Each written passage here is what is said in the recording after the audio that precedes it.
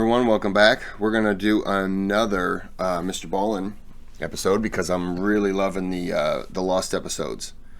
There's a death trap underneath New York City. Great. That's nice. If you like the video, give it a thumbs up. Subscribe if you like the content, which is probably no different than a lot of other people. But hey, whatever. It's a different person. If you don't like it, then why are you watching it? You're watching because you like it. Go ahead and click subscribe. All right, I'm not going to talk. Let's just get into this because these are fantastic.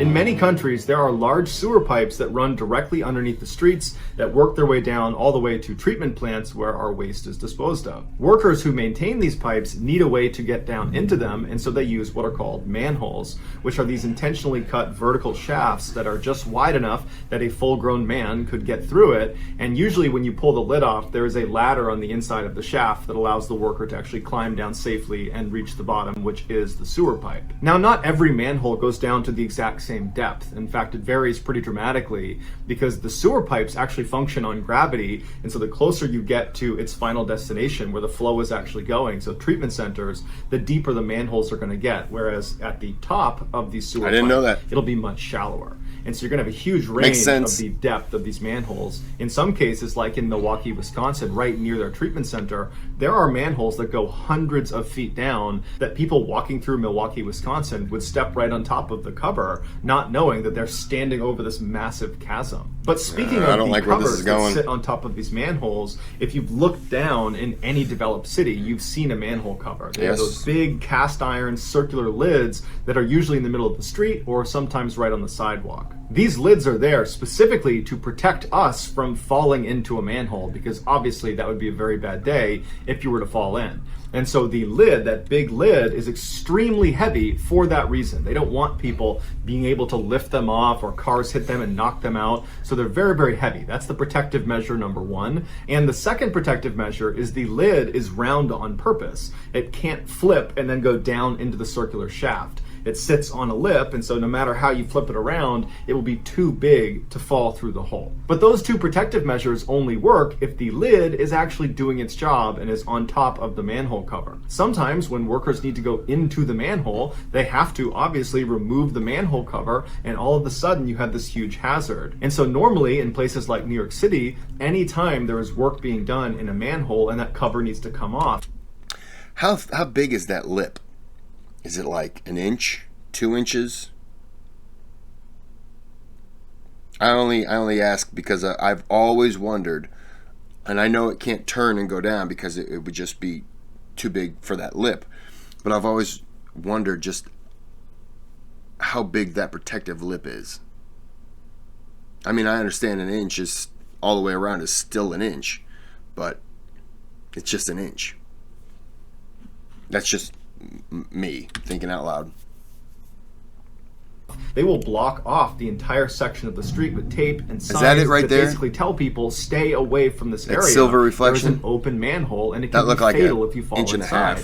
And by and large, people listen and they don't go anywhere near the manhole. But these precautions sometimes can't save everyone. On September 30th, 2019, 41-year-old Cesar Cortez was drunk in New York City, and he was stumbling around when he came across a work site where there was an open manhole. In his inebriated state, he barged through the yellow tape and pushed aside signs. What are you doing? And walked directly onto the work site. And CCTV picked him up at 2:30 in the morning, wandering through the work site right towards the open manhole, and sure enough, he walked right over it. And that looks like an inch to an inch and a half. It's probably an inch, maybe an inch and a quarter, something like that.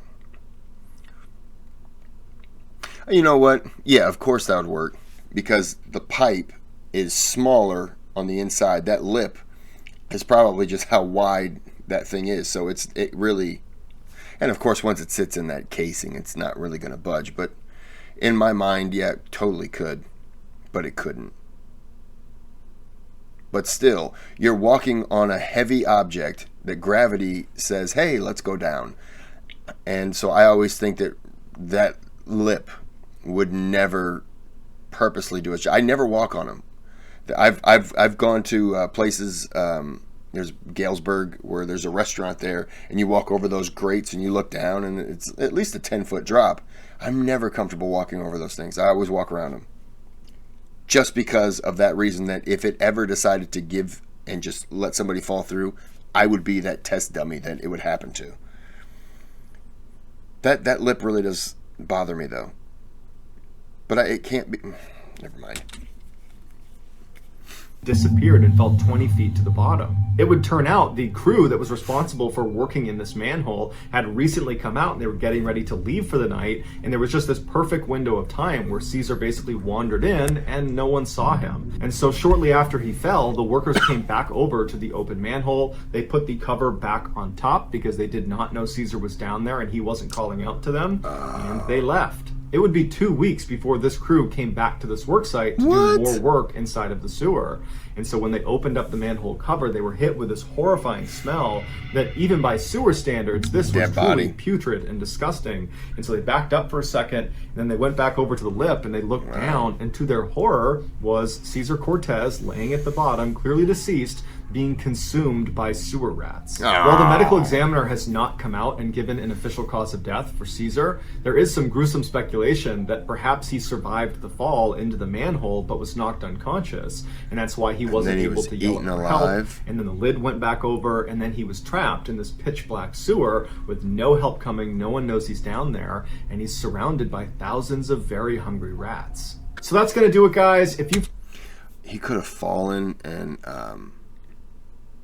like broke his back or something. I mean, obviously went unconscious, but broke his back and then just couldn't move and just feasted alive. I don't know. Yeah, that would be worse, because if you're paralyzed or whatever, you're still alive. But yeah, that's not fun. That's not a fun day. And if you're drunk, you just no, there's nothing good about that. Well, listen, I appreciate you watching. This was disturbing, so I'm definitely going to watch the next one. Like, subscribe, or don't.